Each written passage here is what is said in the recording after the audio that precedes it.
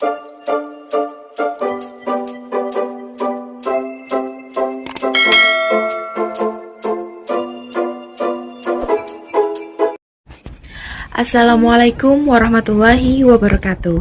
Berjumpa lagi dengan saya Yekti Ageng Lestari, CGP Angkatan 8. Pada video kali ini, saya akan menjelaskan pendidikan yang berpihak pada murid pada demonstrasi kontekstual modul 1.1. Selamat menyaksikan. Demonstrasi kontekstual modul 1.1 Pendidikan yang berpihak pada murid. Tujuan pendidikan.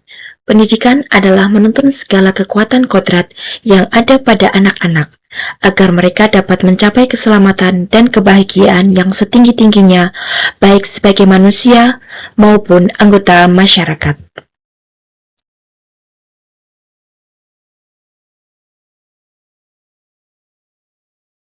Masih ingatkah kalian 3 semboyan Ki Hajar Dewantara yang selalu digaungkan?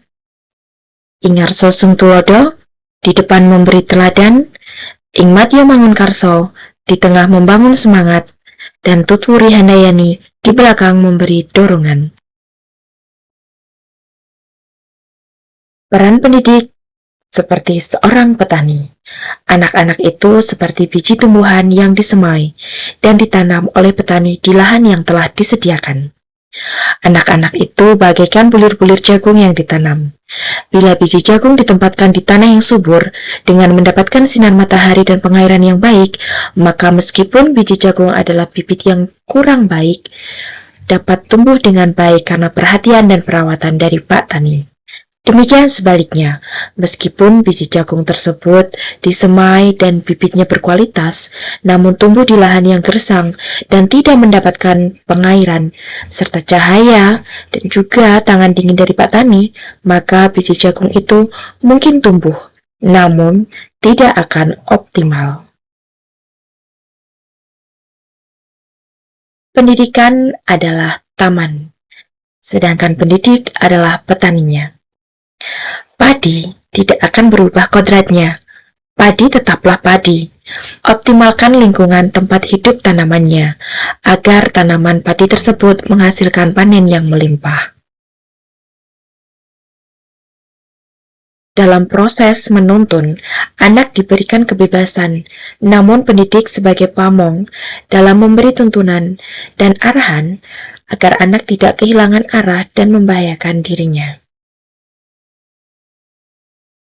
Filosofi Ki Hajar Dewantara mengenai asas trikon dilambangkan sebagai sistem tata surya, di mana murid digambarkan sebagai planet yang mengorbit pada matahari, simbol nilai kemanusiaan dalam garisnya masing-masing.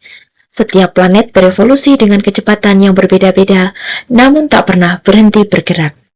Sebagai seorang pendidik, kita tentunya harus bisa menghargai, memerdekakan, biarlah anak berputar sesuai dengan orbitnya masing-masing.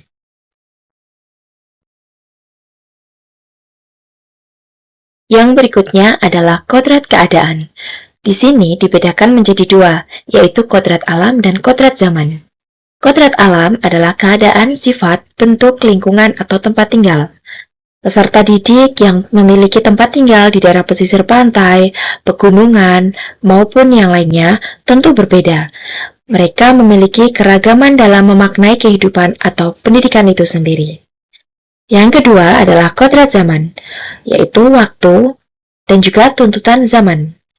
Pendidikan dahulu dan sekarang ini tentu berbeda, karena pendidikan saat ini menekankan pada kemampuan anak untuk memiliki keterampilan abad 21.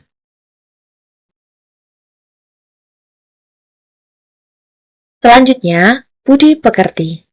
Budi pekerti menurut Ki Hajar Dewantara adalah watak atau karakter merupakan perpaduan antara gerak pikiran, perasaan, dan kehendak atau kemauan sehingga menimbulkan tenaga. Sehingga budi itu adalah cipta, rasa, dan karsa, sementara pekerti itu adalah tenaga. Ketika kita memberikan tuntunan kepada peserta didik, Seyogyanya kita akan membentuk mereka menjadi seorang yang bijaksana, karena kesempurnaan budi pekerti membawa anak pada kebijaksanaan. Pendidikan yang berpihak pada murid di sekolah kami itu guru harus mampu memahami perbedaan atau karakter murid itu sendiri, memberikan tuntunan dalam belajar, memahami tujuan pengajaran, agar murid memiliki kemampuan di bidang pengetahuan atau intelektual, dan memiliki budi pekerti yang luhur, sehingga mereka akan menjadi pribadi yang bijaksana. Implementasinya di sekolah kami telah menerapkan ada kegiatan literasi dan PTA, ekstrakurikuler, drum band, karawitan, dan pramuka. Selain ekstrakurikuler dan pembiasaan yang lainnya, sebagai seorang pendidik, kita harus bisa merencanakan pembelajaran yang variatif dan inovatif. Di dalam kelas, kita harus bisa menghadirkan pembelajaran yang selalu dinantikan oleh peserta didik dan tidak membosankan.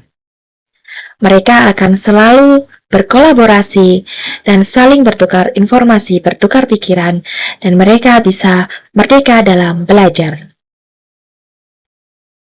Pendidikan dan pendidik yang memandang anak dengan rasa hormat harus berorientasi pada murid atau berorientasi pada anak.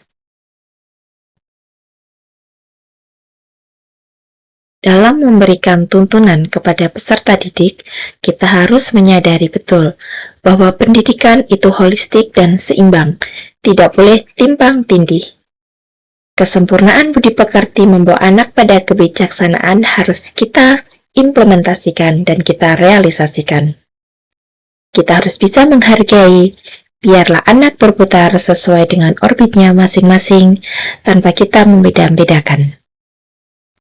Pendidikan dan pendidik yang memandang anak dengan rasa hormat harus berorientasi kepada peserta didik.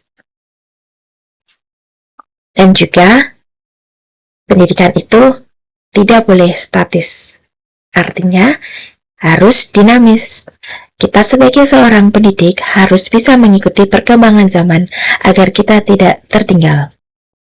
Kita harus bisa upgrade diri supaya begitu banyak informasi di luar sana bisa kita implementasikan, kita aplikasikan kepada peserta didik kita di kelas ataupun di sekolah kita. Di dalam pelaksanaannya, tentu ada hambatan atau tantangan yang kita hadapi.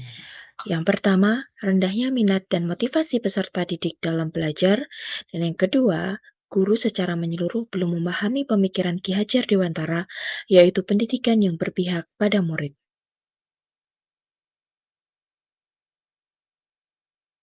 Dari dua hal tersebut, kita harus memiliki solusi. Ada tiga. Yang pertama, menggunakan model pembelajaran yang variatif, mengikuti berbagai pelatihan, diklat, seminar, maupun workshop untuk mengembangkan keterampilan dan menambah pengetahuan. Dan yang terakhir, guru selalu memberikan contoh atau teladan kepada peserta didik.